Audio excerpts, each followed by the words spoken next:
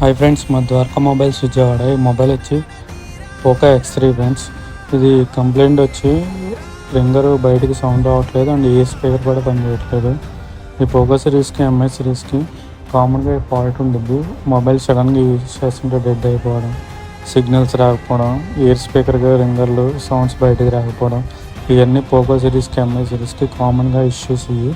ఇది CPU balls dry అవ్వడం వల్ల ఈ ప్రాబ్లం వచ్చింది. దీనికి మనం ప్రాపర్గా CPU అనేది రిమూవ్ చేసుకొని మళ్ళీ ప్రాపర్గా రీఇన్స్టాల్ చేసుకుంటే ప్రాబ్లం సాల్వ్ అయ్యిద్ది. నేను ఇది ప్రాపర్గా రిమూవ్ చేసుకొని మళ్ళీ రీఇన్స్టాల్ చేశాను, అది మీకు చూపిస్తాను. రీఇన్స్టాల్ చేసిన తర్వాత మొబైల్ అనేది ఆన్ చేసి చూపిస్తున్నాను చూడండి ఫ్రెండ్స్.